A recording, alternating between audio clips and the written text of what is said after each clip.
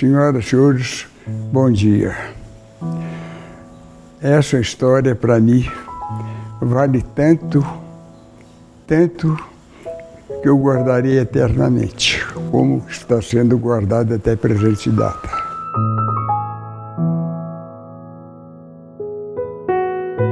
Pessoas como Belmiro não morrem jamais. Revivem a cada dia em tudo que semearam em sua passagem pela vida. São obras, ideias e exemplos que permanecem, dando flores e frutos que tornam a vida melhor. É por essa semeadura que se mede o valor de uma vida. E Belmiro Siqueira sabia que a dádiva da vida, bênção maravilhosa de Deus, só se plenifica quando se vai espalhando pelo caminho as sementes da esperança, do amor e da amizade. Era sábio na simplicidade, profundo na humildade, bondoso na essência, fidalgo na convivência, mestre no exemplo, missionário no coração. Fez da existência um testemunho permanente das ideias nobres e generosas que pregava com todo o otimismo e vitalidade de que era capaz. Fez do ensino uma missão frutífera, formando gerações inteiras em uma visão mais humana do trabalho social. Fez da administração, com seu carisma cativante, o repositório das esperanças milenares de uma vida mais digna e uma humanidade mais feliz. E Sal da Terra fez do amor o sentido mais essencial da existência. É por isso que, amando tão profundamente seu próximo, foi tão profundamente amado por todos que o conheceram. Sua messe é pródiga, sua colheita é farta. A doação de si mesmo aos outros que o alimentava espiritualmente continuará alimentando a todos que um dia foram tocados pela luminosidade que irradiava dadivosamente em torno de si. Mais do que ideias elevadas, mais do que no exemplo coerente, mais do que nas obras significativas, seu legado está no bem que disseminou e no amor que plantou. Fez por merecer todos os adjetivos do mundo, porque soube viver como um ser substantivo. Pouco antes de falecer, instado a reduzir seu frenético ritmo de vida, respondeu: se parar, eu morro, e eu quero morrer vivendo, pois morreu vivendo, e assim como viveu, soube fazer, até a sua morte, um hino à vida com seu profundo sentido missionário. Sabia que estava cumprindo uma missão, até o último alento. Só Deus sabe o seu contentamento por seguir o seu destino até o fim, porque só Deus sabe que ao enviar Belmiro Siqueira para estar entre nós, estava enviando um embaixador especial e plenipotenciário da alegria de viver, do amor e da esperança. Belmiro Siqueira é um espírito iluminado que não nos deixou, porque sua luz continua em nossos corações. Muito obrigado, Belmiro, por todo o seu amor.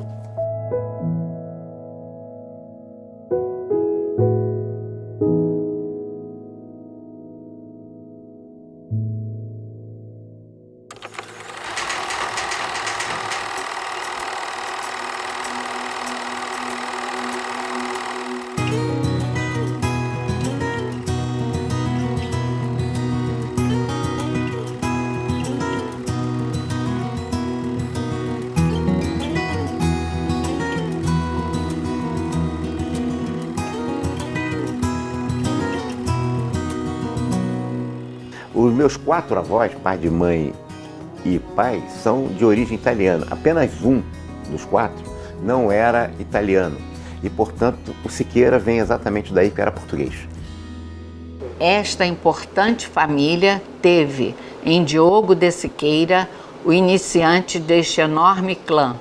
Por ser descendente dos Silva, família predominantemente da corte real, Dom Diogo Siqueira ocupou lugares importantes na administração da Casa Real, guarda das chaves do reino, membro efetivo do Conselho Real, mestre da Ordem de Santa Maria, comendador e grão-mestre da Ordem de Avis. Teve seu brasão de armas concedida por decreto pelo rei de Portugal. Quer dizer, os pais do Belmiro, portanto meus avós e bisavós, vieram no final do século XIX, final do século XIX, 1895, para o Brasil, vindo da Calábria, como aqueles bons imigrantes italianos. Eles foram para Ubá, para a cidade de Ubá, que era uma cidade naquela época que tinha um grupo grande de italianos que iam para a lavoura, né? Lavoura de fumo, lavoura de manga, lavoura de produtos dessas de consumo imediato, mas basicamente o fumo. Então eles eram de Ubá da Calábria. A vovó, ela veio para o Brasil nos idos de 1890, tá?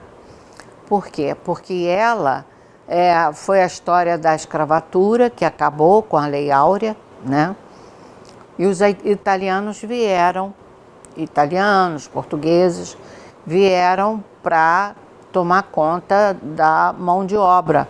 Ou seja, acabou a escravatura, então tinha que substituir as fazendas e tudo. Quando o meu avô que se casa com a minha avó, né, ele morre muito cedo. Ele morre por um apendicite supurada, chamava-se João Siqueira, exatamente daí o Siqueira, né? Ele vem de apendicite supurada, morre, e a minha avó tinha 28 anos e 6 filhos.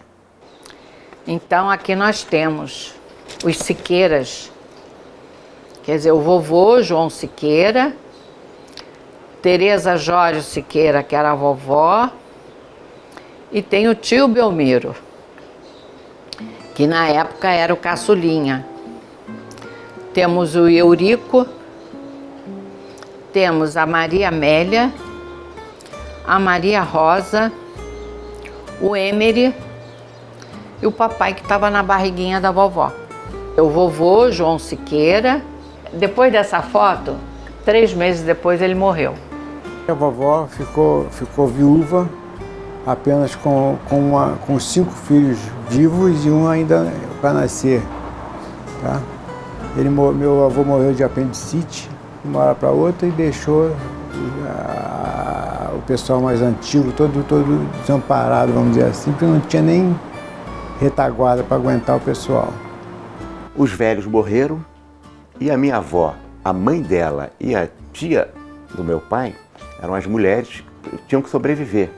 E elas sobreviviam fazendo 2 atividades econômicas, o que mostra o empreendedorismo das velhas italianas. A minha avó, que era nascida na Itália e registrada aqui como brasileira. Eles fizeram uma quitanda na cidade de Ubá, onde eles vendiam, né, produtos relacionados à quitanda, e eram também, eles davam comida, como é que chama? Aquela pensão, tipo pensão, comida pronta, para a cadeia da cidade de Ubá. Para poder sustentar os filhos. E assim criaram todos os filhos e formaram todos esses filhos assim. E durante muitos anos foram prósperas em relação a essa atividade da quitanda e juntamente também com a atividade de pensão para presídio. Aí elas se instalaram lá em Ubá, acabaram constituindo lá os armazéns, que era uma rua bem grande, e que elas eram as donas, né? Aquela história que tinha o armazém da fazenda, né? E elas é que tomaram conta. A venda era o ganho deles. Nessa venda, ela fazia linguiça, ela fazia broa, bolo, pão. Eram pessoas daquela época, poderíamos chamar de classe média, que tinha quitanda, que dava pensão para o presídio, não era para o presídio, era para a prisão local, né? E que viviam daquilo. Elas eram tão empreendedoras. O meu avô Siqueira era barbeiro. Portanto, Você imagina, década de 10, 12, 14, anos 10, 12, 14, eles importaram um carro, as velhas, e deram para o meu avô, que era barbeiro. Ele era, em verdade, ele tinha uma atividade profissional própria, mas quem, em verdade, tinha dimensão econômica eram as velhas, que não eram velhas naquela época, eram jovens e muito empreendedoras. Para levar um carro para o bar naquela época tinha que ser de trem, né? Então eles levaram o carro de trem, aqueles carros de 1914, né? E o meu avô andava de carro para lá e para cá. E o vovô, eu conto,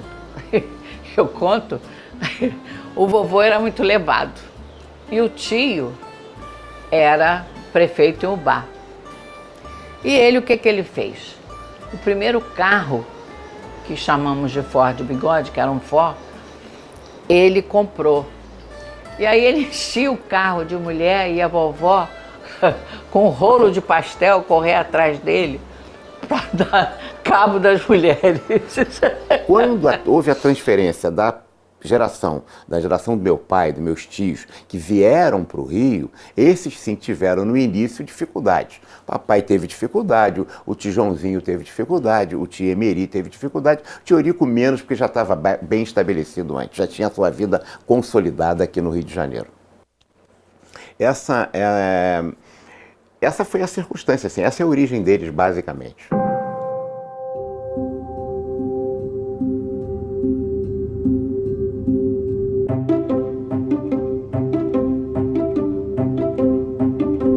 Deve ter sido uma infância gostosa, porque eles moravam numa casa na Praça da Mercedes, e essa casa eu conheci, né? Então era uma casa antiga, né? Agora, naquela época, quando eu conheci, e tinha um terreno enorme, tinha um rio no fundo, e tinha muita fruta, muita coisa. Então eu acho que deve ter sido uma coisa muito prazerosa de menino. Nós brigamos na pracinha ali, pracinha da Mercedes, em frente à casa dele. Hoje tem a igreja da Mercedes até hoje lá ainda, a praça também está lá. A casa dele era um casarão grande. Quando chovia, a calha na rua, para chover, pingava. Aí passava assim, pingou.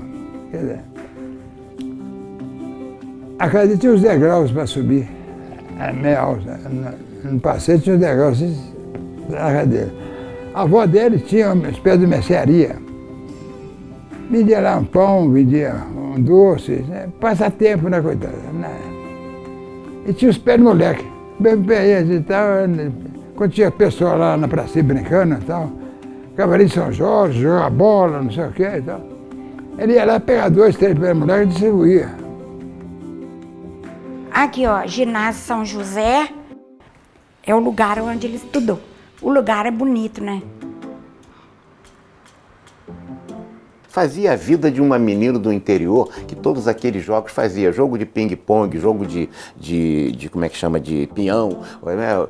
A pipa, todas essas coisas que um jovem daquela época fazia numa cidade pequena do interior em que todo mundo se conhecia. Ele fazia muitas coisas. O papai gostava de nadar no rio, que era um rio hoje absolutamente sujo, mas que tem na cidade de Ubá. É um afluente do rio Pomba, da cidade de Ubá. Às tardes, às vezes, tinha lá uma espécie de uma rinha no quintal dele, o fundo era o rio, até hoje existe o rio Ubá lá. E lá tinha uma espécie de um rinque, batia boxe, entendeu? Brincadeira e tal, mas é divertido. O Belmiro me sugeriu que queria me ensinar a lutar boxe, coisa que eu nem sabia o que era. E ele já tinha as luvas dele, comprei uma luva, íamos para a casa dele, situada ali na Praça das Mercedes. Ele punha uma corda, como se fosse um ringue, e nós ficávamos lutando. Ele ainda me ensinava: aguarda sua cara, não é seu rosto não, sua cara. E fazia esse gesto comigo. E eu aprendendo o gesto, às vezes ele parava para me pôr a mão como eu tinha que fazer. Uma atrás, outra na frente. Uma para proteger a frente, outra embaixo. Entendeu? O que escandalizava a cidade de Ubá, imagina, uma cidade conservadora no interior de Minas, nos anos 30, é que ele andava de bicicleta com ela no quadro. Eles eram namorados apenas.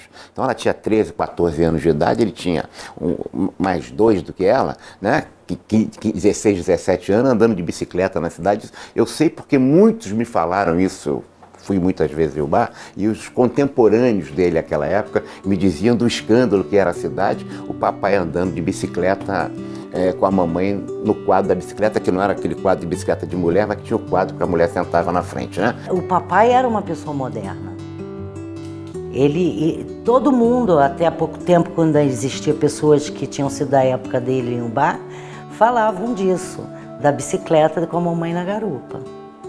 Realmente isso marcou ele lá, marcou bem.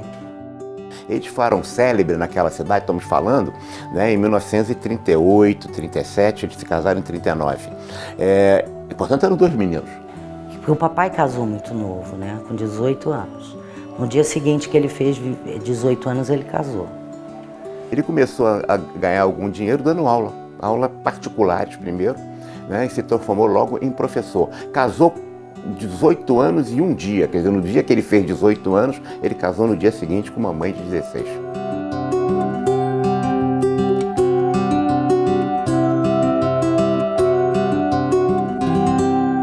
Por que o papai acabou vindo para o Rio? Ele passou a ser professor do colégio, da escola de nível médio que existia em Ubá. Eu acho que o colégio Raul Soares, que chamava-se. E esse colégio, ele era professor de matemática. Né? Gostava de matemática e dava aula de matemática muito jovem, já casado com a minha mãe, tinha o quê? Uns 20 anos. E ele dava aula quando ele foi escolhido para ninfo da turma. E o prefeito da cidade queria que o senador Levindo Coelho fosse o patrono, o paraninfo da turma, não o professor. E o Tiorico, vendo aquilo, ele acabou fazendo um discurso no cinema local, subiu lá e falou, não sei o quê, e chegou para o papai e falou: você vai para o Rio para fazer a sua vida, porque o prefeito lá e o diretor da escola diziam que não podia ser paraninfo um professor de um terno só. Claro, ele era um professor casado, humilde, nesse sentido, não tinha muitas rendas, né? Mas ele tinha só um terno, então ele só dava aula com aquele terno. Então, isso acabou fazendo com que ele viesse para Ubá, onde a minha mãe ficou com meu irmão lá. Papai veio para cá em 42, fez 19 concursos, passou em primeiro lugar em todos. Qualquer concurso que aparecia, ele fazia. Pegou logo um emprego. Porque ele tinha que sustentar a família também, né? Aí o papai tem uma pleurisia, que naquela época era uma doença muito grave. A mamãe vem para cá, 44, eles devem ter chegado aqui, eu nasci em 46. E o papai ficou uns 9 meses muito doente, tinha que tirar a água do pulmão com a injeção, né? Era uma coisa de cama completamente. Foi quando ele ficou estudando e fez algumas traduções. Uma tradução conhecida que ele fez foi da área normalmente texto de estatística, a que ele se dedicava. E foi quando ele se preparou para fazer o concurso do DASP de técnico de administração, que foi feito em 49. Ele fez o concurso, era um concurso difícil, os nomes, você veja os nomes que são classificados, são muito bons. Por que o concurso era difícil? Você tinha que fazer uma tese, tinha uma prova escrita, uma prova oral e uma tese, com um texto de dissertação, com defesa de tese. E passou no DASP numa situação melhor do que o irmão dele, que já era advogado, né? É uma situação meia até estranha, né? Porque o irmão é que exigia que ele estudasse mais e mais. E ele levou a coisa tão a sério que ultrapassou, provado num concurso, né? E qual dos dois seria o melhor, ele se apresentou melhor. O Belmiro chega ao DASP num concurso público em primeiro lugar. E o segundo lugar foi o Alberto Guerreiro Ramos, que falou sobre a questão da questão do Fordismo, do Taylorismo e do Fayolismo, que eram os grandes ideólogos, vamos dizer assim, da administração naquela época, nos anos 40. Aqui eu tenho, por coincidência, a tese, né? A tese do Belmiro, pela qual ele entra para o DASP, não é? Essa tese, então, é de 1949. E aqui, então, nessa tese, ele faz uma avaliação e crítica da administração pública federal e propõe soluções, constrói soluções. Essa é a tese do Belmiro, né? DASP era Departamento Administrativo do Serviço Público. Ele seria hoje ele seria hoje o que é o Ministério da Administração inteiro, o Ministério do Planejamento inteiro e algumas funções do Ministério da Fazenda. Portanto, era o órgão mais poderoso da área da administração pública. Foi um instrumento, o instituto que o Getúlio se valeu para fazer a modernização do Estado brasileiro. Qualquer modelo, veja só, conceptual de organização, ele tinha tão somente estrutura e tecnologia. O segmento humano não aparece ainda, era estrutura e tecnologia. A partir das experiências era mecanicismo puro. A partir das experiências de alto meio, né, que aparece o terceiro segmento, estrutura, tecnologia e recursos humanos. Ele dizia que o mais importante são os seres humanos que nós temos. E aí esses seres humanos é que nós temos que valorizar. Não é a matemática, não são os resultados de um sucesso, é o ser humano que conseguiu fazer com que aquilo fosse sucesso. Veja só, o DASP foi criado em 1938, já com o cargo de técnico de administração. E o Belmiro, ao entrar para o DASP, ele já tem essa herança, digamos, ancestral, onde o foco no segmento humano era da maior importância. Numa época onde que já existiam os doutores, os mestres, né? Os pós-doutores, pós-mestres e tal, no mundo inteiro, não só aqui, mas no mundo inteiro. Então, a capacidade do ser humano, ele mostrou, você vence você mesmo a hora que você quiser, mas você tem que querer. Poucas pessoas no país tiveram a antevisão do acerto. Belmiro foi um homem que pensou muito antes da sua década e pensou para as décadas futuras. As pessoas dizem que a meritocracia é uma coisa moderna, né? Mas Belmiro já falava isso naquela época. Portanto, sempre acreditando no sistema do mérito. Ele tinha o próprio texto dele da tese de concurso é sobre do regime de concurso, né? O sistema exatamente da meritocracia, sua eficiente implantação no serviço público. Ele era um fervoroso, como é que eu diria, meu Deus do céu, defensor do sistema do mérito.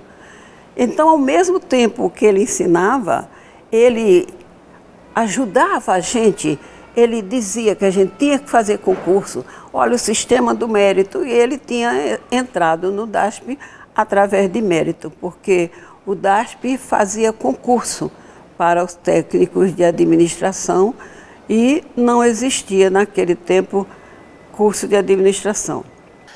Veja bem, quando a gente lê a Ética Protestante e o Espírito do Capitalismo, que o Max Weber coloca muito na questão da realização empresarial dos países protestantes, na realização através do trabalho, é que a gente pode compreender uma personagem como Belmiro, por exemplo, que era absolutamente cristão, e cristão protestante, metodista, não o metodista que tem hoje, porque todas as religiões hoje mudaram muito em função das circunstâncias em que o mundo tanto tenha mudado, mas daquela linha mais tradicional do protestante que acreditava que a ética do trabalho era fundamental para a realização humana. O mérito advinha naquilo que você constrói, daquilo que você faz, seja no serviço público, seja na atividade empresarial.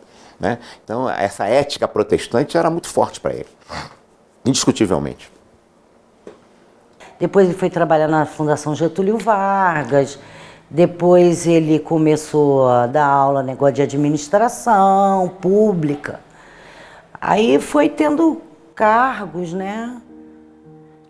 Dava aula para os militares, dava aula para civil, dava aula para todo mundo. Como professor, muito bom, uma pessoa acordada, amiga, em que a gente poderia contar sempre, não só eu, como qualquer outro aluno, exigente, exigia, cobrava, mas dava de si. estar na sala de aula, dialogar com os alunos, não é? Fazer palestra pelo Brasil afora. Sempre deu aula em cursinho, deu aula em colégio aqui. Exímio professor de natureza, desde pequititinho, ele já dava aula no colégio Raul Soares, em Iobá. Tá entendendo? Desde pequeno. Gostava de matemática e grande estatístico que ele era. O Belmiro é tão diferenciado que uma das coisas que eu gosto de lembrar da época da faculdade é que uma das matérias dele era na sexta-feira, à noite, o último horário. Geralmente isso aí o aluno nem aparece, né? Belmiro é diferente. Belmiro era a sala cheia. Ele era um professor absolutamente bem relacionado com os alunos, quase que um popstar. Ele tinha um alunado que era fã-clube do Belmiro, uma fã-clube mesmo. E ele nunca fez por isso, não, ele não era demagogo, era o jeito dele. Era um jeito tão natural, tão espontâneo, tão amigo, tão sincero, que ele ia cativando todo mundo. Né? Além de ser um bom professor, ele tinha um excelente relacionamento com os alunos. Não era aquele professor que se coloca lá, né? Ele era um professor que, quando ele saía, ele ficava rodeado de alunos. E só os bons professores e que se tem bom relacionamento com as turmas é que isso acontece. Não gostava nem de ficar dar aula num patamar acima dos alunos. Ele gostava de dar aula no mesmo nível dos alunos. Ele dizia que isso nivelava ele com os alunos, se os alunos se sentiam melhor conversando com ele assim. Sendo professor, estava cuidando do seu próprio problema. Ele escutava todos, ouvia todos. Era um homem que a aula dele ninguém perdia. E o Belmiro era inquieto, ele não ficava sentado assim não, ele ficava andando para lá e para cá, vai na lousa, escreve uma coisa, vai lá, pergunta. Então, a movimentação dele já era um espetáculo, né?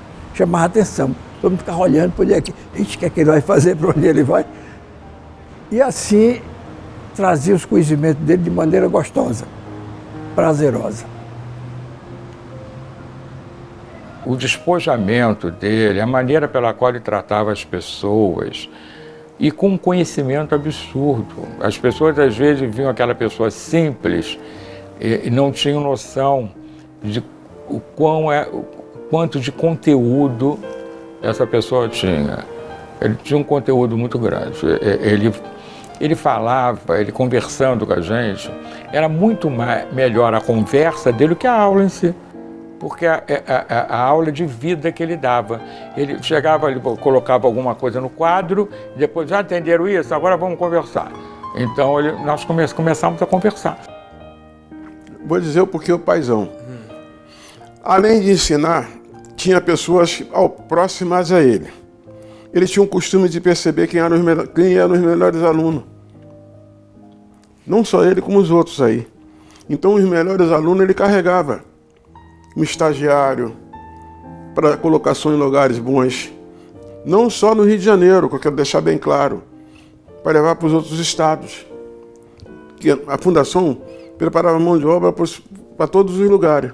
E ele sabia das oportunidades de emprego nos outros lugares. Quando eu estou falando do paizão, é no sentido de conduzir as pessoas, de ajudar, de abrir um caminho para as pessoas. O paizão é esse. Ele tinha muitos alunos, né? E ele mandava os alunos ligar para ele de madrugada, porque durante o dia ninguém ia encontrá-lo. Aí ligavam. E a mamãe ficava para morrer com ele, entendeu? Porque ele mandava ligar de madrugada. E ligavam mesmo. O apelido dele na Estácia era Orelhão. Aonde ele ia todo mundo atrás. Eu sei que a aula dele ele tinha aula sexta-feira, o último horário. Aí os alunos tinham vaga, por exemplo, de 1 ou 2 aulas entre a última e ele. Pois todo mundo esperava ele para assistir a aula. Ele às vezes me dava assim uma coisa para corrigir, ele falava assim, bota 10 para os meninas e 9 para os meninos. Eu falei, papai, mas que é isso? Se eles não estudarem, eles não vão conseguir ser bom profissional. uma bússola para os conhecimentos da administração em geral, seja ela pública ou privada. Eu lhe digo, era um filósofo da administração. Ele era professor, mas foi além. Demonstrou sabedoria e com essa sabedoria deu um passo, virou um filósofo da administração. Eu, durante todo esse tempo, eu chamava ele, sempre que reencontrava com ele, my dear teacher, meu querido professor, né? E ele sempre sorridente, alegre, e sempre bem disposto para participar de qualquer reunião, de qualquer comissão, de liderar qualquer evento. Vamos falar com o ministro do Trabalho, o professor estava junto, ele era indispensável. Quando a gente vai falar, quem ajuda o expositor são aqueles que nos ouvem. De maneira que não é o que a gente fala que vale, é aquilo que vocês transformam naquilo que a gente falou. Essa elaboração, esse processamento é que nos ajuda e sempre nos inspira e sempre nos encoraja a falar sobre esse assunto, administração, que é um assunto que existe desde que o mundo é mundo, ou mesmo antes do mundo. Qualquer ponto do Brasil, Belmiro Siqueira foi fazer palestra, foi vender as suas ideias, e ele era um blaguiano. Ele conseguia atrair multidões com matéria de peso, quer dizer, matérias que poderiam não ser de interesse do grande público, mas ele conseguia, pelo seu jeito de conduzir as conferências, as suas palestras, as suas aulas, com total sintonia entre o público que ouvia e ele que transmitia as informações naquela oportunidade. Enchia os auditórios e ninguém queria que acabasse as palestras, porque ele tinha esse dom de falar bem, de ouvir, de dizer as coisas que os alunos entendiam, transmitir a sabedoria dele com informações assim simples do dia a dia, que o alunado percebia e gostava, ficava feliz. Poxa, eu vou ser administrador, cara, que beleza, a administração vai fazer tanta coisa boa. Lá na minha escola foi um sucesso notável, eu acho que o professor saiu muito feliz, eu também, mas as que eu testemunhei sempre eram um sucesso. Ele teve uma participação ativa.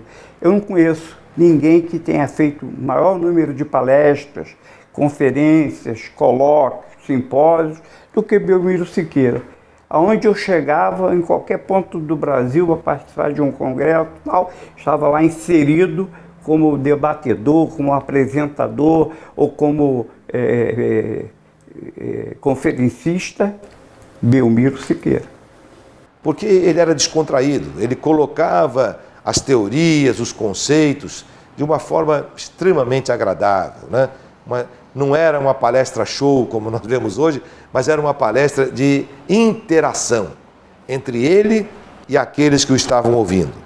Tanto para estudantes como para profissionais, era apaixonante ver como ele envolvia as plateias com as quais ele se comunicava. Ele era muito demandado. Então, além dos encontros, ele ia dar palestra nos regionais, as associações de administradores, ele era muito convocado, ele era um arauto da profissão. Então tinha um evento em Caxias do Sul, chamava o professor Belmiro. Tinha um evento em Espírito Santo, chamava o professor Belmiro. Então, em toda parte, ele estava dando palestra. Era o palestrante nato. Aonde ele estava, não precisava dar com antecedência o convite para ele falar. Se apresentasse a oportunidade, ele tivesse, professor, dá uma palestra aqui, ele na hora mesmo ele já saía falando. Mais uma vez, eu, presidente da Fundação Escola do Serviço Público, nós queremos fazer um ciclo sobre burocracia. Eu sempre trabalhei muito, eu pessoalmente, com a questão de teatro, cinema e cultura, literatura, usando para administração.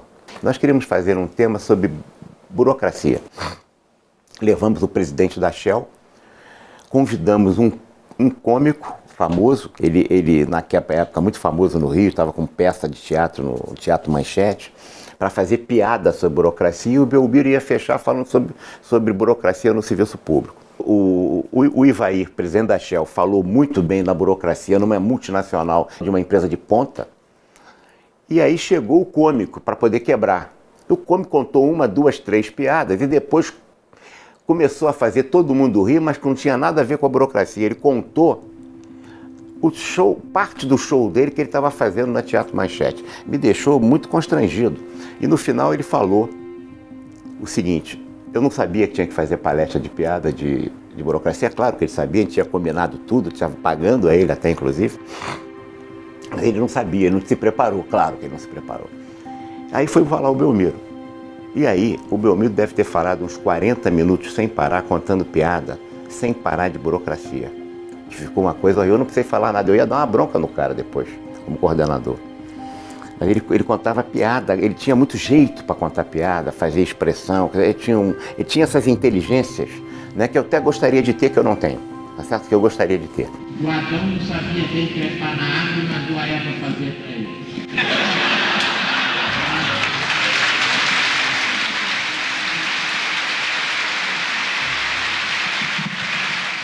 Veja que ele tinha uma personalidade de se relacionar com pessoas as mais distintas, né? Não tinha preconceitos, se dava bem com as pessoas em geral. Então, um homem desse era realmente acima do tempo dele, à frente do tempo dele. E essa questão do amor ao próximo, que para mim é o mais forte. É o mais forte traço que eu já vi em alguém. Eu nunca vi do papai levantar a voz. Para mim, mesmo que eu brigava, ele falou assim: filha, eu falava: papai, você está protegendo fulano. Minha filha, a gente tem que proteger os fracos. Proteger os fortes não tem graça. A outra questão é a gentileza. Como Belmiro era uma pessoa gentil, afável, amigo das pessoas, e se você conversasse com ele, você ficava cativado com a sua conversa, com a sua espontaneidade, um baixinho, né? Alegre, nunca estava triste. E sempre realmente disposto a ouvir as pessoas, que é uma das coisas que as pessoas hoje não fazem. Elas querem mais falar do que ouvir. Descontraído, leve, engraçado, nunca competiu, nunca entregou, nunca fez coisa nenhuma, nunca participou de grupelhos, de grupinhos, né? Ele sempre foi um homem superior a tudo isso e sempre passou por cima dessas pequenas mesquinharias da vida que nunca, parecia que não atingiu. Se batiam nele, ricochetava e ia embora. Ele nunca participou disso. Muito sério, honestíssimo, tá? Eu não tenho o que te dizer. Eu, às vezes, tinha, como é que se diz, que fazer certas coisas de controles e tudo mais, e eu pedia a opinião dele. Tipo, o que tem que fazer nisso? Não, faz assim, assim é que é o certo. Não tem nada de errado, pode fazer assim. E essa era a honestidade que ele empregava para todos nós, sobrinhos e filhos dele, que trabalharam também diretamente com ele. Ele era um perfil, assim, uma pessoa conciliadora, agregadora, uma pessoa que estava sempre alegre, disponível. E ele dizia mesmo que ele era um cara entusiasmado da nossa profissão, que tudo, então ele nunca faltava às reuniões, estava sempre presente, nunca rejeitava um convite para dar uma palestra, e ele dizia que ele tinha muito entusiasmo. E ele dizia assim: ter entusiasmo, meu filho, é ter Deus dentro de si. Mas uma pessoa carismática, conciliador, talvez fosse o seu maior papel. Sempre nas grandes discussões que aconteciam lá, acirradas discussões, quando ele intervinha era para conciliar, para moderar, para dar um encaminhamento mais conciliador entre as partes e que chegasse a um denominador comum. Isso eu presenciei e o admirei muito por esse gesto. Claro que ele tinha 25 anos mais do que eu, mas eu continuava aprendendo essas lições. O Belmiro sempre procurou aparar as arestas, sempre procurou se relacionar com todos, sem exceção. O Belmiro, por verdadeiro que a gente queira ser, ele era querido do contínuo ao dirigente maior. Todos, sem exceção. Ele tinha uma figura, ele representava uma figura muito querida por todos. Todos. O meu avô era um pacifista, eu nunca o vi mal-humorado, nunca ouvi levantar o tom de voz. Aliás, acho que a única ocasião em que ele me repreendeu foi a ocasião em que eu peguei um jabuti lá da nossa casa e ele botou a cabecinha para fora e me mordeu e eu joguei ele no chão.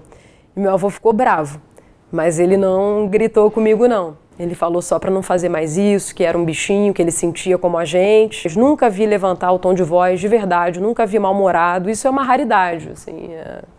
Como meu avô, eu não conheci pessoa alguma. O Belmiro era um cara que tinha um carisma incrível, uma pessoa encantadora, né? Você se tornava amigo do Belmiro antes de conhecer Belmiro, né? Ele era cantador, sedutor, carismático. E os funcionários que trabalhavam com ele, realmente trabalhavam com ele com alegria. Quer dizer, ele tinha uma elevada autoestima. Então, não está escrito o que eu vou falar, mas intimamente ele recrutava pessoas para trabalhar com ele, ou as pessoas o procuravam, que tinha a mesma elevada autoestima que ele tinha. Quando chegava, já era com aquela alegria, rindo, já vinha rindo. E todo mundo ria, e ele era a presença mais marcante da mesa, o centro das atenções e o centro das alegrias. E eu nunca vi o Belmiro com raiva, ou exasperado, ou dizendo, não tem solução, não vou fazer. Ele ria. Quando o negócio esquentava, ele ria. E isso acalmava a gente. A pessoa está rindo, então tá bom o negócio. Os medos, as dores, o Belmiro, não sei onde é que ele botava. Devia ter uma sacolinha lá que ele jogava dentro. Não mostrava para ninguém, só abria para ele próprio. Porque ele só mostrava alegria, vinha de um trabalho duro, não mostrava cansaço, não mostrava irritação e sempre tinha histórias gostosas para contar. Então essa pessoa cativou todo mundo. E às vezes nós viajando aqui pelo interior, passava num Belvedere, né? E ele diz o seguinte, veja isso, o meu nome é um Belvedere. É uma bela vista, porque Belmiro. Bel quer dizer belo, miro é o olhar. Eu tenho um belo olhar no nome.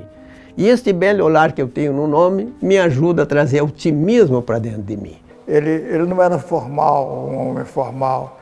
Ele chegava com a gravata sempre caída no meio do pescoço, quase nunca usava gravata em ordem, compreende? E sempre afobado, sempre correndo de um lado para o outro. Era uma figura incrível do Belmiro. Vou te contar um lance. Uma vez o príncipe do Japão, alguma coisa assim, veio aqui no Brasil. O papai foi convidado, que o papai ia receber a maior condecoração que um brasileiro ganha. Que acho que é medalha Barão do Rio Branco, alguma coisa assim. Que eu até dei essa medalha para o conselho. Aí eu fui com a mamãe, já existia o Barra Shop, fomos comprar um terno novo para o papai. Um sapato, uma gravata, uma camisa. Aí ele não deixou a gente ir. Queria ninguém, porque ele não queria nunca a gente no meio. Aí passou na televisão, quando a gente olha, o papai com sapato cavalo de aço, que ele na época que era moda, ele gostava de andar, com o pé assim, que era a característica dele. E com o terno velho, com a gravata toda, recebendo o prêmio. Tava nem aí, nem aí. Realmente, é isso mesmo. Ele era bem formal mesmo, entendeu? Era aquele cara que de vez em quando estava em sala de aula, por exemplo, né? Com a gravata aberta, meia aberta, a camisa aberta, bem à vontade, aquele paletó bem que ele se sentisse à vontade, nada de ficar preso. E aí, num certo momento, ele metia a mão no bolso e tirava um lanche. Ele corria, ele trabalhava o dia inteiro. Não, preciso comer alguma coisa. Então, no bolso dele podia ter um lanche dele, uma maçãzinha. Sentava na calçada e comia a maçã. Não dava tempo para comer. E andava com o colarinho e as gravatas tudo tortas, etc. Ele não ligava para isso. A tia Hebe tinha o maior esmero com ele. O maior carinho, a tia Hebe. Mas ele não ligava não, ele sentava no meio da sarjeta e comia a maçã. Estou com fome, vou comer. Dentro do carro dele tinha tudo quanto é tipo de comida.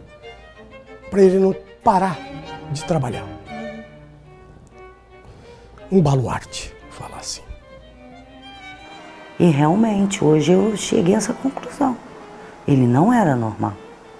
Papai não era um ser humano. Não era. Por exemplo, se ele estava na rua, ele fechava os outros, porque ele andava a 10, né? Lendo jornal. Quando eu via que o trânsito para a Barra estava engarrafado, eu já sabia que era o papai dirigindo, lendo jornal devagar, 10. Entendeu? Aí o povo passava, buzinava, ele buzinava também. O povo xingava ele mandava beijo. O meu pai sempre tinha um saco de 50 quilos de milho para distribuir milho para os pombos na rua. Ele fazia isso. Quando esses moleques ficavam vendendo no sinal bala, ele comprava a caixa inteira. Tamanha era a bondade dele. Ele não era normal. Não era. Espetáculo em vida era uma falácia só. Entrava rindo, saía sorrindo, não tinha constrangimento, às vezes até com problemas de doença, né? Porque as pessoas carregam dentro de você uma certa parte dolorosa da doença. E ele estava sempre alegre, comunicável, meu Deus, e falava que a vida era uma constante. E em nome do amor, acho que não convém vocês falarem isso que eu vou falar agora, tudo era permitido. Não convém vocês gravarem isso aí, não. Ele falou isso numa reunião e deu uma ressonância meio complicada isso lá. Em nome do amor, tudo era permitido.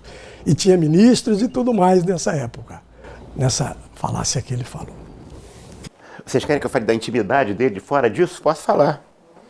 Claro, até porque outros conheceram. O papai chegou um momento em que ele tinha uma segunda mulher, de verdade.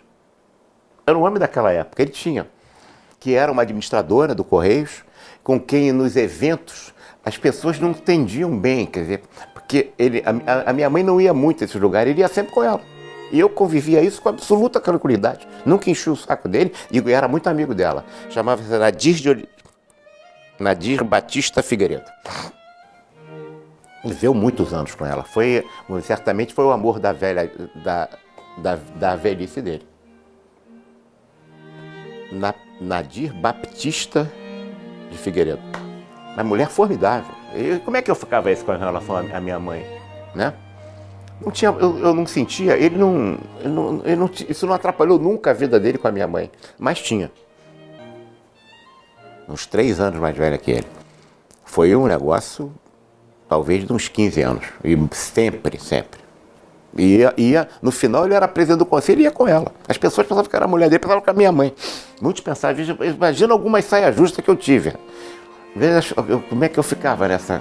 Eu ficava na minha, não tinha nenhum problema. Eu nunca tive dificuldades com isso, porque ele nunca teve qualquer perda de relacionamento que eu percebesse, né? Com clareza, claro, com a minha mãe. Ao contrário. Ao contrário. Mas tinha esse relacionamento, sim. Acho que isso as minhas irmãs não sabem, nem conheceram ela. Eu conheci muito bem. Eu e Judo, que era minha mulher. Conhecemos bem, quer dizer, a gente ia para as coisas do conselho, ela estava junto sempre, não tinha problema nenhum. No começo ele ficava atrapalhado, porque era um cara... Mas depois ele viu que eu não tinha problema de encarar essa realidade, que era uma realidade humana, rapaz, que, veja, isso não me fazia absolutamente, não tinha nada de humilhação, pelo contrário, era uma coisa absolutamente não. E eu não ia fazer uma intriga, vou ficar o quê? Destratar uma senhora que tratava ele muito bem, que eu sabia que gostava dela, que eu via, era natural. Falar de Belmiro é falar de humanidade, de candura, de doçura, de generosidade. Ele tinha uma generosidade de doação, de simplicidade. Tinha uma frase que me marcou sempre muito. Tudo que acontece comigo é pro meu bem, mesmo quando é ruim. Isso é o típico de uma pessoa que olha a vida com aspectos, né, da questão positiva, que isso não é que eu posso tomar uma cacarecada, né, mas foi pro meu bem, isso vai melhorar amanhã, eu vou sair dessa, ou isso foi para eu aprender alguma coisa. Ele tinha essa compreensão desse lado, que é uma perspectiva bastante positiva da vida. A preocupação dele com todos. Quem quer que pedisse socorro ou até pedisse ajuda, Porque ele era um aglutinador, né? Ele era uma pessoa de realmente, a família não era só os filhos e a mulher, eram os sobrinhos, todos. Eu casei contra a vontade dos meus pais, porque eu ainda sou do tempo em que a filha era prometida para um primo. Então, a minha mãe, com a irmã dela mais velha, que tinha um filho, fizeram um pacto de que eu casaria com o filho dela. Mas não nasceu nenhum amor, de amor mesmo, era só primo e prima. E eu conheci o meu marido, que já estava, como diz a história, eram 10 anos mais velho do que eu. E ele, nos encantamos, né? E ele então não queria, papai e mamãe não queria, tio Belmiro entrou para ser o padrinho. Foi aí que ele assumiu a dianteira. Meu pai e minha mãe não foram ao casamento, porque eu estava casando contra a vontade.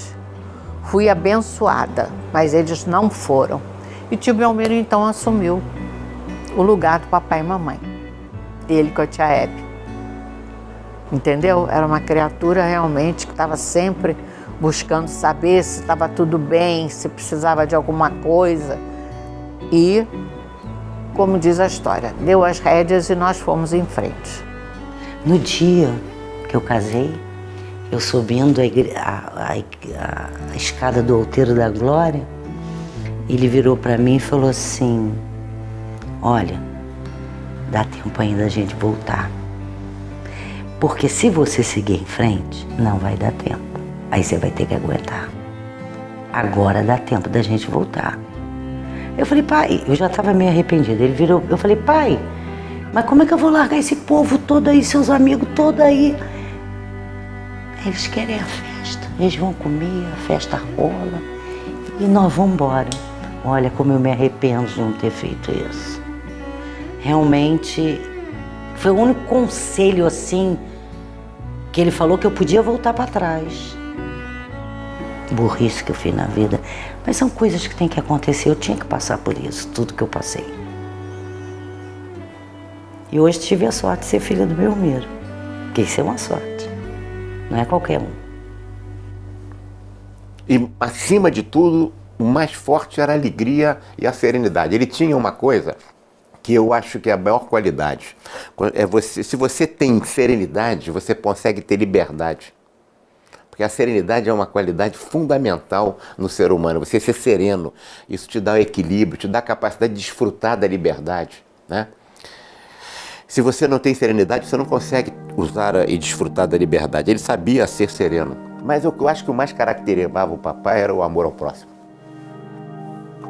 Ele tinha um sobrinho que pintava e bordava com ele, pois ele era apaixonado por esse sobrinho. Esse sobrinho explorava ele, fazia o diabo. Mas ele lá. No dia que esse sobrinho morreu, para ele foi a morte. Entendeu? Nunca deu as costas. Talvez se esse sobrinho fizesse com algum filho dele, mas como era com ele, a ele não afetava. Para ele era uma pessoa que precisava de amor, precisava de orientação, para ele era isso. O meu marido mesmo fez um monte de coisa errada com meu pai e o meu pai continuava ajudando ele. Ele sabia que o meu marido não era fluxicheira, mas ele nunca deu as costas. Porque você não conhece, você espera isso de um santo, você espera isso de um padre, de um pastor, de uma freira. Você não espera isso de um cidadão do mundo, cara. De sucesso profissional, que fazia atividades, que era um decisor, que tomava decisão, que tinha brigas, que tinha paixões naturalmente, mas que tinha o amor ao próximo como marca dominante. Essa característica que eu acho que era o mais forte dele, era o amor ao próximo, que é difícil, porque isso é muito fácil de falar. Eu vi um homem que praticava isso na realidade, que não era santo, Não era santo de forma nenhuma, não estou dizendo que o papai fosse santo, ao contrário. Tinha todos os problemas de todos os seres humanos, né? Natural, mas uma capacidade de se doar inacreditável. Só falavam bem dele. Eu nunca ouvi ninguém falar mal. Acho que nem ele sabia como ele era tão querido. Nem ele tinha noção. Ele era uma pessoa muito carismática, muito boa, se doava para todo mundo. Ele era muito autêntico, então é isso. Ele era ele, acordando, dormindo, tomando café, trabalhando, não é? Quem é que pode ser assim? Muito pouca gente, né? Não era mole, não. O cara era bom mesmo. Então, o que a gente quer dizer é que o papel do administrador é cogitar de pessoal, cogitar de orçamento, reparem bem. E para cogitar de pessoal, a gente já desafia o problema que eu diria de prioridade zero. Como é que a gente administra pessoal? E quando a gente fala em dinheiro, a gente pergunta como a gente administra recursos e dinheiro. Então, reparem que se nós buscarmos os nossos próprios colegas, no Simone Lopes, ou se procurarmos no Ivo Arjua, ou no Quintanilha, a gente vê que a gente pode fazer uma empresinha, essa empresa pode se desenvolver, depois nós podemos ser consultor de uma grande empresa, às tantas nós podemos ser ministro da Agricultura, ou pode ser como nosso companheiro Gilene Fernandes está como um subministro, ou um verdadeiro ministro da administração ao lado do Dr. Luiz. Então o administrador pode ir, tem que aquele que vai cuidar da microempresa, da pequena empresa, da média empresa, da grande empresa, da empresa particular, da empresa estatal, e a nossa responsabilidade é muito grande. A história está aí, né, para comprovar, né? Ele foi, sem dúvida nenhuma, um dos principais articuladores, né, para que nós tivéssemos a nossa regulamentação profissional, a lei e o decreto. Eu diria que nenhuma outra pessoa teve tanta influência nisso quanto Belmiro Siqueira. Mas ele encabeçou o movimento para regulamentação da profissão de administrador. Na época ele era diretor-geral do DASP, né, que era o Departamento de Administração de Pessoal do Serviço Público, quer dizer, um cargo muito importante. E ele sempre atuou muito na área de recursos humanos, né? E lá ele teve essa condição de poder reunir o grupo, inclusive usando as próprias dependências do DASP, né? E começaram então esse grupo começou então a pleitear e apresentar, né, ao mesmo tempo um projeto de lei para a criação e regulamentação da profissão de administrador. O pessoal do DASP, como ele era originário do DASP, já tinha um saber muito profundo do que era realmente a profissão do administrador. Ele já exercitava funções, né, de uma profissão não regulamentada. Então, ele deu a base deu as condições para se regulamentar a profissão. Até porque havia uma intimidade muito grande entre um profissional do DASP, o cara da norma administrativa, com a norma legal. Elas estão muito próximas, né? A relação dele com os órgãos governamentais, a relação dele com o Congresso Nacional também, o respeito que ele tinha como um profissional competente, um profissional que as suas afirmações davam uma base para que tivéssemos uma profissão regulamentada, né? E lutou, né? Leva a campo. Influenciou congressistas. Tinha outro elemento dentro do DASP, que a essa altura já era deputado federal, o Guerreiro Ramos, né? E que foi a partir desse grupo que pensou a nova profissão, alimentou o Guerreiro Ramos para a elaboração do texto legal, né? Que aí já é com já é com o Congresso Nacional. Né? Chegou a apresentar um projeto de lei que era produto desse trabalho desse grupo de pessoas fazia. À medida que foram se formando estudantes na EBAP, em outras escolas, em São Paulo, Brasília ainda não era isso, mas Rio Grande do Sul, Santa Catarina, Paraná, alguns estados do Nordeste, Ceará, esse grupo formou uma atenção para os primeiros movimentos da lei que redundou no primeiro projeto em 65, que foi assinado pelo então deputado Guerreiro Ramos, que foi antes de 65, 62, desculpe. Então, olha, nós temos que ter uma profissão. Não existia a profissão de administrador. Então, vamos criar a profissão de administrador. Era técnico de administração no começo. E a figura está lá, o Belmiro, está lá ele impulsionando todo o pensamento, buscando soluções. Após a Lei 4769, trabalhou muito na regulamentação da profissão, no projeto de regulamentação da profissão. Tem um trabalho muito grande dele, muita gente esquece de falar isso, mas, por exemplo, saiu a lei e tinha que ter um regulamento, é um decreto. Esse decreto, se eu não me engano, de 67, trabalhou muito nisso, na parte de regulamentação da lei. Foi bom lembrar, porque é o tipo da coisa que escapa, mas ele trabalhou muito nisso. Então, veja, como diretor-geral do DASP, ele teve um papel fulcral nessa questão das regulamentações e do início da profissão. E essa profissão regulamentada, ela trouxe uma contribuição positiva para o nosso país e ainda hoje nós estamos nos beneficiando dos reflexos dessa legislação que regulamentou a profissão de administração e de administrador no Brasil. Para consagrar isso, realizar isso e transformar a ideia em algo concreto, saindo do mundo das ideias de Platão. O administrador pode, através de pesquisa, identificar um problema, enunciar esse problema, coletar, apurar, apresentar, interpretar dados e fatos sobre esse problema e resolvê-lo conscientemente, com uma participação de todos os interessados. E aí vem o primeiro conselho. O conselho funcionou primeiro no Ministério do Trabalho aqui, Conselho Federal. Era uma sala no Ministério do Trabalho. Quando em 68, 17 de janeiro de 68, se cria a resolução número 2 de 17 de janeiro, que cria os conselhos regionais, os 10, o Conselho Regional do Rio também foi para o Ministério do Trabalho. Ele não entrou no sistema porque ele não podia quando foi criado o sistema, porque era o diretor-geral do DASP. Ele era o ministro, vamos dizer assim, porque aquele cargo era ministro de Estado. É difícil a gente perceber isso hoje, mas é como se fosse o ministro da administração, né? Ele não podia exercer um cargo de conselho sendo o diretor-geral do DASP, ministro da administração. Mas depois de 76, ele nunca teve afastado do sistema. Ele ficou até falecer.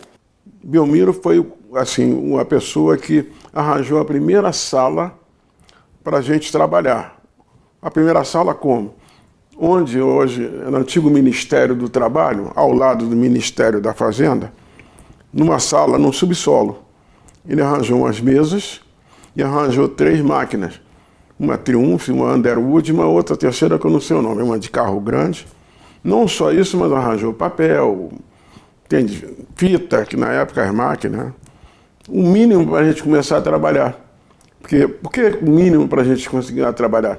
Que cada pessoa que tinha que se registrar tinha que abrir um processo com o nome da pessoa, com todos os dados, para que isso depois se transformasse em processo e fosse levado ao conhecimento dos conselheiros.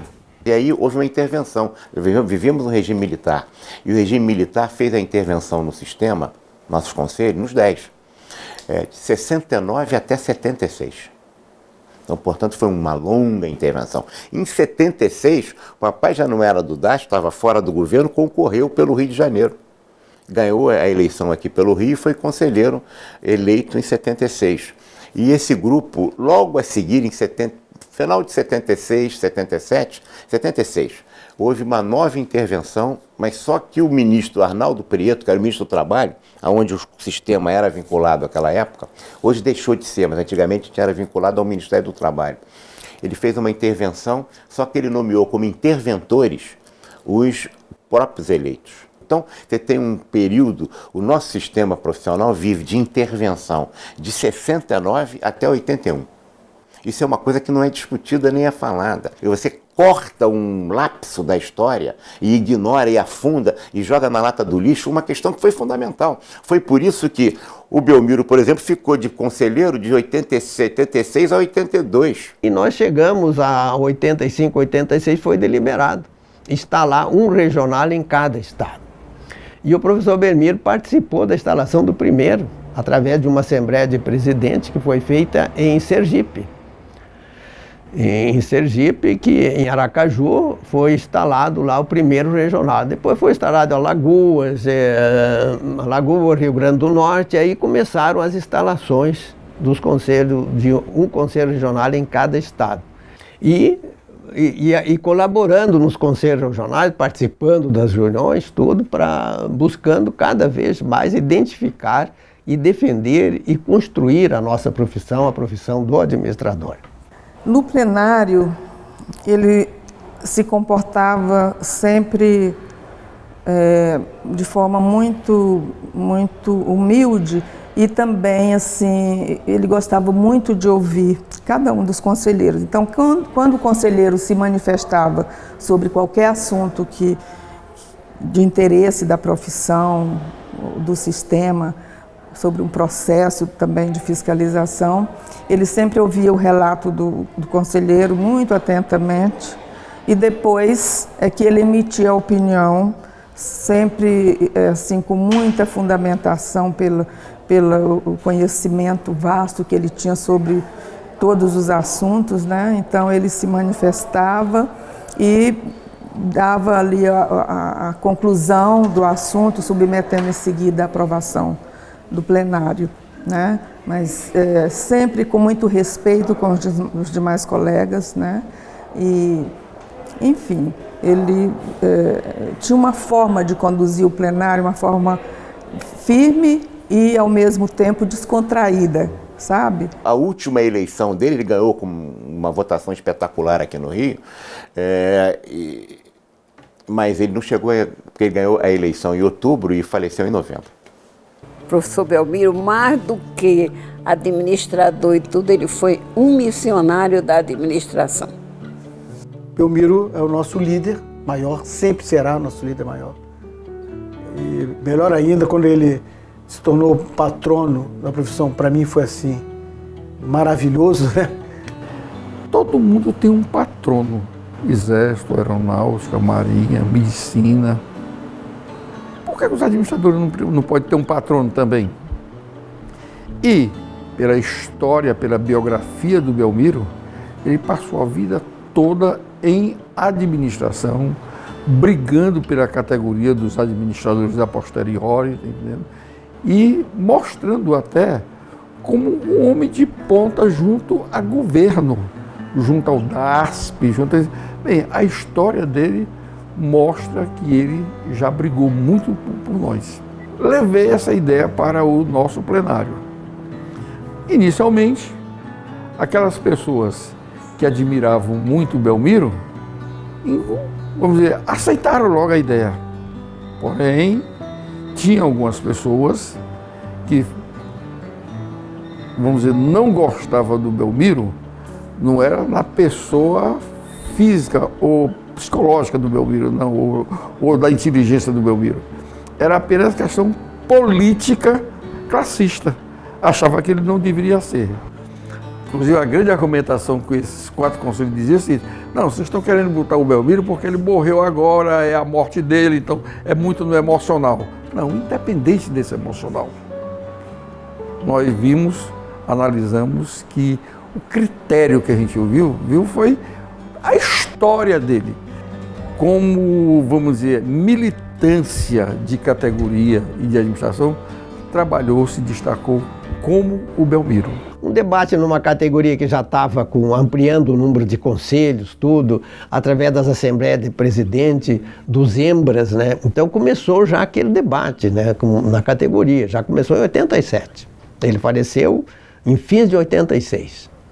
E já em 87 começou o debate. De forma muito justa foi escolhido o professor Belmiro, porque eu acho que não poderia ser outra pessoa para ser escolhido como patrono dos administradores, porque ele lutou pela regulamentação da profissão, lutou pela fixação do conselho, da sede do conselho em Brasília. Eu acho que o papel dele hoje, para nós administradores, que hoje somos em torno de uns 400 mil no Brasil, tá?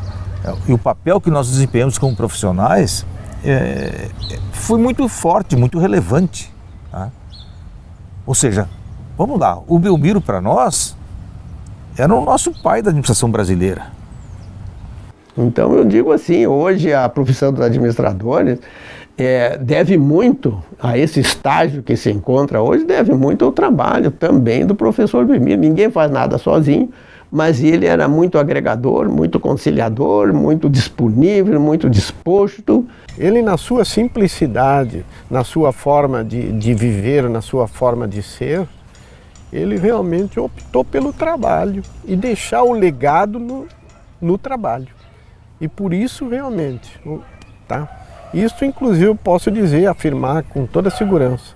E também uma pessoa que tinha um objetivo de vida exatamente no sentido de valorizar a ciência da administração no Brasil. Então eu acho que isso ajudou muito na construção dessa profissão, não tem a menor dúvida. E eu acho que não é errado dizer que ele é o guru da administração, ele se tornou o ícone dos administradores, o ícone da profissão, eu não tenho a menor dúvida disso. E divulgando a profissão, fez um trabalho generoso, sacrifício pessoal dele, mas hoje ele é lembrado no Brasil inteiro como patrono dos administradores. E não vai ter outro patrono, é o Belmiro Siqueira mesmo, merecidamente.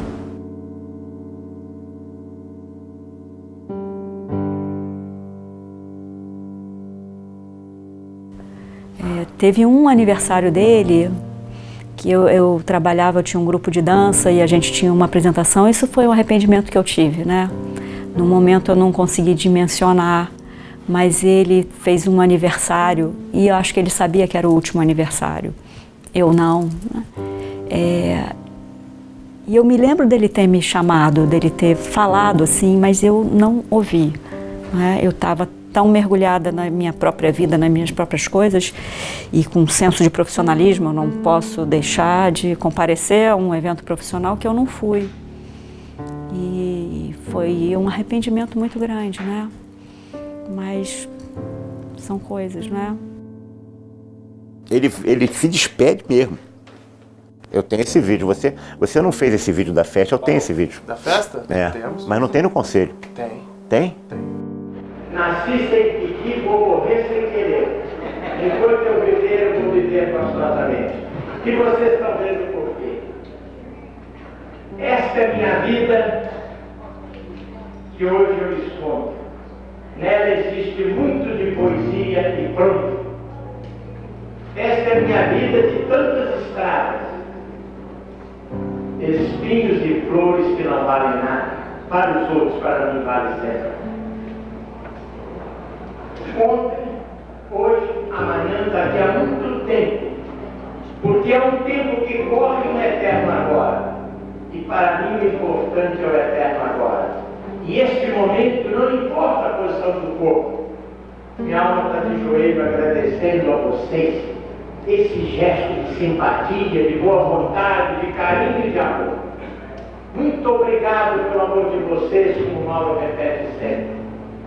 Mas como eu costumo dizer à minha amiga Nadia, quando eu marco o dia de descanso, no dia seguinte aparece mais trabalho. Quando eu quero reduzir viagem, aparece mais. Então eu resolvi dizer que esta é minha vida mesmo. Cheia de ilusões e desilusões. De um homem que veio ao mundo desde que nasceu, sempre a trabalhar. E esse sempre a trabalhar sem saber por que até pouco tempo. Mas hoje, com a presença de vocês, valeu a pena. Ele tinha que fazer uma operação de coração que o meu irmão depois veio a fazer muitos anos e ficou muitos anos, a mesma cirurgia, e que sobreviveu muitos anos, acabou morrendo disso. Mas que que os médicos viraram para ele.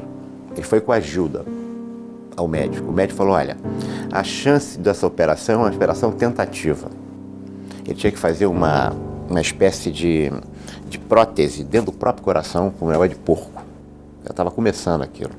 A chance dele ter dificuldade de sobreviver existia bastante provável, mas a chance dele ter força, andar e, enfim, fazer as coisas, talvez pudesse ter que ficar até em cadeira de roda. Falou isso, ferrou. Falou, olha, eu vou morrer como eu estou vivendo.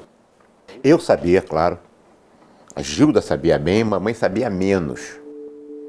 Cassandra sabia menos, o meu irmão sabia bem. Era muito sério o negócio dele. Ele tinha um problema. Ele teve um infarto em 82 primeiro. Ele teve um infarto, né? Já tinha tido. E esse outro era um problema, não era problema de safena apenas, você fazer aquelas operações, né? Um tipo de personalidade dele, que era espírita, que não acreditava na morte encerra a vida, né? O cara não conseguiria. Eu acho que era prorrogar pela... Ele preferiu, ele fez uma opção de vida, acho que tem o direito da pessoa, o direito à liberdade, da liberdade do cara escolher o que eu quero fazer, pô. Eu não quero viver assim. Tá bem, acho que é legítimo. Eu não sei direito a frase, mas é tipo assim, eu não pedi para nascer e nem pedi para morrer, mas enquanto viver, vou viver intensamente. 15 dias, 20 dias antes, eu comecei a perceber assim. A minha mãe tinha ido para Juiz de Fora, que o irmão dela estava morrendo. O irmão de criação, que na verdade era primo. E ela foi para Juiz de Fora. Aí o papai chegou em casa, assim, cansado. E ele era doido com coisa de criança, ele adorava comer mingau de farinha láctea. Comer Nestogeno, leite puro. Aí ele falou, faz um mingau pra mim, e tinha que ser bem lisinho o mingau, não podia ter um carocinho. Aí eu fiz pra ele, falei, pai, você tá sentindo alguma coisa? Não, mas eu achei ele triste. Achei ele triste. Aí ele falou assim, amanhã eu vou pra Rondônia, sua mãe tá lá em Juiz de Fora, né? Eu falei, tá, ela só vai voltar na semana que vem. Aí eu fiz a mala dele, para ele ir para Rondônia. Fui levá-lo na porta, igual a mamãe sempre fez. Eu achei ele profundamente triste. Profundamente. Falei, pai, você está sentindo alguma coisa? Estou te achando... Não, minha filha, estou cansado. Foi a única coisa que ele me falou. Mas ele se despediu de mim como se ele soubesse que ele não voltava. Me abraçou, me beijou. Falou assim, dia 1º eu não vou estar aqui, ainda me deu o dinheiro que ele me dava. E eu falei, pai, você não está bem, não quer que o Salvador vá levar o senhor lá? Não, não quero não, estou bem, só estou cansado. E dali ele não voltou mais. E ele foi saindo na rua e virando para trás e me dando tchau, e mandando beijo para mim. Isso eu não me esqueço nunca. Foi um negócio que... difícil.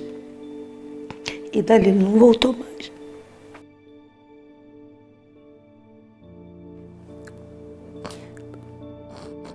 Escolha certa. Claro, porque se você vai perder uma qualidade de vida, um cara que gostava de viver, aí o cara, de repente, tem uma perspectiva para viver mais 1 ou 2 anos. O cara ter uma perspectiva de não poder, de ter problema de cansaço, de respiração, de não poder fazer o que faria, ele preferiu continuar o pé no acelerador. A Rondônia, eu fui chamado para fazer a palestra, eu ia junto, eu era presidente do Conselho do Rio. O presidente lá me chamou, eu falei, olha, não faz isso com meu pai, rapaz, ele não pode ir a isso. Ele saiu daqui, às vezes ele me matava de cansaço. Ele saiu daqui, foi a Brasília, falou com o Aloysio Alves, falou com o Rafael, que ele trabalhava, pegou um avião, foi para Rondônia, deu a palestra. Às 2 horas da manhã ele ia pegar o avião.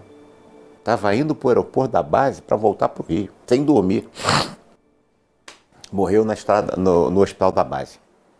Eu acho que eu tenho uma fita, não sei se já chegou na mão de vocês, que o Wagner gravou, deram para o Wagner do último discurso dele lá em Rondônia. Você já tem acesso a isso? E ele fala na morte ali. Ele fala na morte ali. Ele fala. Ele morreu 2 horas depois. Ele fala na morte. Aparecendo muito cuspe na língua, na boca, na hora. Aquilo ali já era um anúncio. Parece cuspe, ele parece muito... Eu não conseguia falar direito, quer dizer, eu não estava pronunciando bem as palavras. Ele teve uma parada cardíaca. Aí os médicos falaram, calma, professor, você está ficando bem. Ele falou, não, eu vou morrer. Chama o Sebastião, que era uma espécie de um secretário dele que estava viajando com ele. Ele falou, Sebastião, na minha pasta tem não sei quantos mil em dinheiro, porque o papai não andava com cheque, só andava com muito dinheiro. Naquela época não tinha ladrão, né?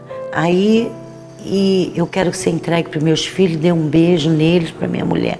Diga que eu os amo. Virou pro lado e morreu. Os médicos ressuscitaram ele com a parada cardíaca. Ele voltou e ainda falou o que ele queria e depois virou pro lado e morreu. Eu sonhei com ele, voando, num tom de céu assim azul. Ele estava com uma camisa de tecido azul clara também. Os botões entreabertos, um pouco. Ele estava com os braços abertos e com o cabelo voando bastante, sorrindo muito. Eu lembro disso, assim, nitidamente. E acordei no meio da noite. Não lembro se eram umas 2 horas da manhã, alguma coisa assim. E achei aquilo estranho, porque ele estava tão longe. E eu sonhei com ele assim. Falei, gente, será que aconteceu alguma coisa com o tio Belmiro? E eu acho que foi o momento exato da morte dele. Na manhã seguinte, o telefone tocou cedo. O marido da minha prima, na época, atendeu e veio a notícia do falecimento dele.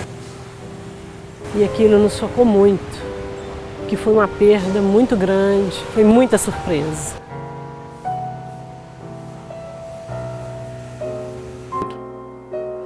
Foi um sábado. Ele morreu de sexta para sábado.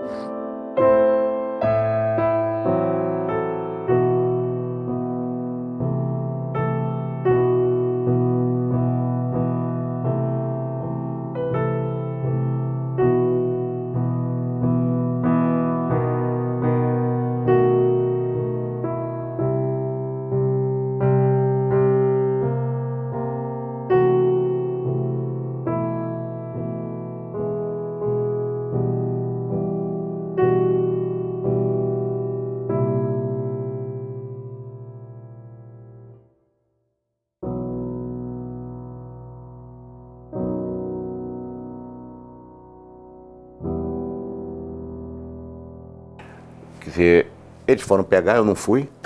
A Andréia estava, o meu irmão, não sei se Cassandra, foram pegar o corpo e levaram para ali onde ele foi velado, ali na Ordem Terceira do Carmo, aqui no Rio de Janeiro, né? Memorial do Carmo. Foi ali o enterro. Nossa, eu nunca pensei que meu pai fosse tão importante. Tanta gente, tanta gente, tanta gente. Tipo assim, na hora dele descer a sepultura, eu queria chegar e não conseguia chegar perto. Aí uma amiga minha não, o Miro Teixeira, foi abrindo o caminho para mim conseguir chegar até o túmulo. Eu sei que eu fui lá e chorei muito, porque eu queria muito bem o professor Belmiro. Eu chorei muito, é evidente, dei um beijinho na testa dele, o que não é muito fácil, beijar um cadáver. Mas só quando a gente quer muito bem a uma pessoa. Ele morreu muito jovem, é verdade, com 65. Então, morreu, fez aniversário e morreu no mês seguinte. Então, não chegou a viver os 65, só um mês. Fiquei órfão. O primeiro momento foi de choque, apreensão, né? Mas um sentimento forte de fiquei órfão, perdi um dos meus pilares, ou alguns, meu grande pilar. É a comoção, né, de ver uma pessoa tão natural, tão cheia de vida, né, que de repente a gente toma conhecimento de que não se encontra mais conosco. Ao mesmo tempo, é o reconhecimento de que deixou um legado, né, e que esse legado persiste até hoje, deve persistir por muito tempo ainda, né. É realmente que a gente leva um choque imediato, a gente sente, mas com relação a Belmiro Siqueira, a gente só tem que não vamos idolatrar, porque senão não estaria de acordo com ele, pela sua simplicidade, pela sua falta de vaidade, de todas as coisas que realizou e nunca usou isso para se projetar. Para mim, ele não morreu, ele somente passou para um plano superior.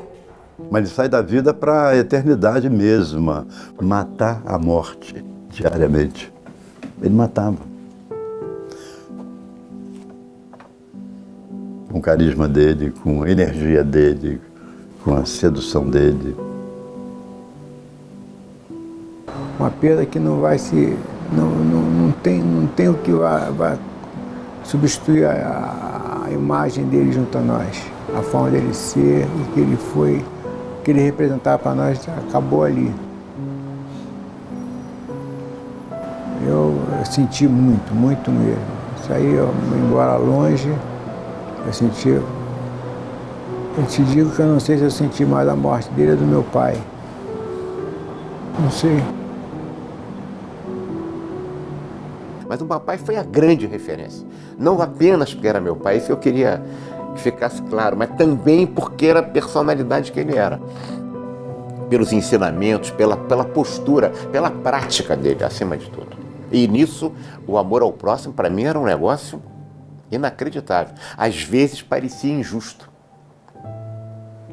Agora, o que eu não me esqueço nunca é que o Belmiro, que foi o meu salva-vida, foi o único homem que me ajudou nessa terra. Assim, na hora do maior perda da minha vida, foi ele. Portanto, devo a ele muita obrigação, muito, mas muita mesmo. Que Deus ilumine a alma dele, o espírito dele, onde estiver. Às vezes, quando eu estou com um problema assim específico, eu, brincando, eu digo, Belmiro, me ajuda aí, rapaz. Dá uma luzinha aí. Ele diga, ele ajuda. Eu acabo encontrando. Ele acalma a gente, você fica mais calmo e começa a encontrar o caminho. Dá até vontade de chorar, cara, de alegria, né? Claro, dá até vontade de chorar. A gente lembra uma pessoa dessa. Acho que essa minha reação demonstra que ele representar para mim, viu?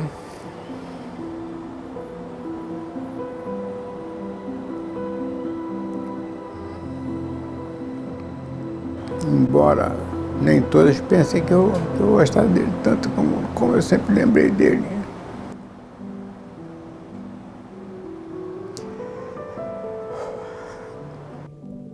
Falar dele, se eu tivesse que falar numa palavra, seria afetividade.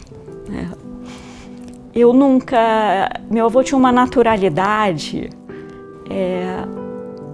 e a sensação que eu tinha é que tudo que ele falava, pode parecer piegas isso, né? Mas com ele não era. A sensação que eu tinha é que tudo que ele falava vinha do coração, né? Tinha uma honestidade muito rara. Eu acho que você conhece 100 pessoas e você não conhece um Belmiro Siqueira.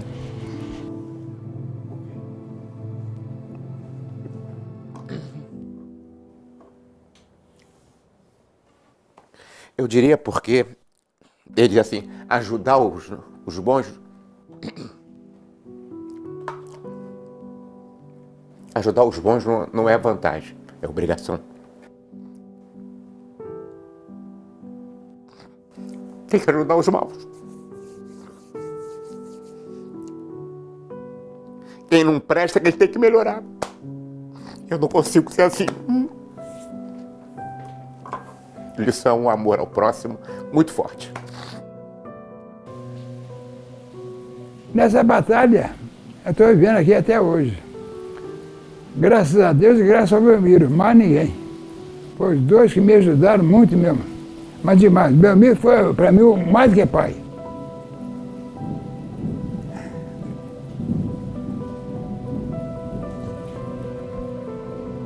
Se não fosse ele hoje, estaria perdido. Não tinha meu filho formado, não tinha meu neto formado, não tinha nada, porque não entendi o apoio meu. Um homem como Belmiro, para mim, para minha família, é um homem sagrado. É um homem sagrado. Homens sagrados são esses. Esses que são humanos, esses que são justos, esses que fazem pelo outro quando tem o seu direito. O homem sagrado é aquele que cumpre a sua obrigação na honestidade própria. É assim que eu acho que deve ser o ser humano. Belmiro Siqueira, para mim, é o grande homem de minha vida e sempre será por eternidade enquanto eu existir. O que eu gostaria de dizer, se for para finalizar, que Belmiro não morreu. Ele está na sua obra, nos seus textos, nas normas do sistema. E eu plagiaria aqui o Guimarães Rosas, na sua obra maior, Grande Sertão Veredas, quando Guimarães Rosa fala que as pessoas não morrem, elas ficam encantadas. Belmiro não morreu, Belmiro ficou encantado. Uma prece para Belmiro, é que eu desejaria aqui. Prece para Belmiro.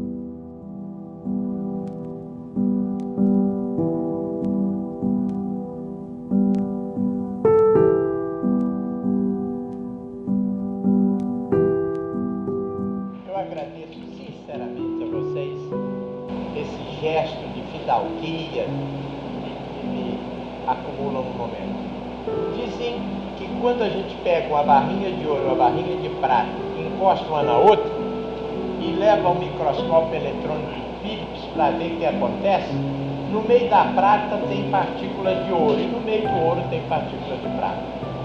Mesmo se diz hoje em termos dos agrupamentos humanos. Quando a gente se fala, debate, conversa, dialoga, uns ficam perto do outro, um observa o outro, vice-versa, o eletrônico de um entra no eletrônico do outro. Então eu espero que o muito do ouro de vocês encha um pouquinho da minha prata. E espero que alguma partícula da minha prata acumule o ouro de vocês. Não sei onde estarei dentro de algum tempo, mas onde eu estiver, eu me lembrarei desse gesto de simpatia, de boa vontade, de amor que vocês tiveram para comigo. Muito obrigado mesmo pelo amor de vocês, hein?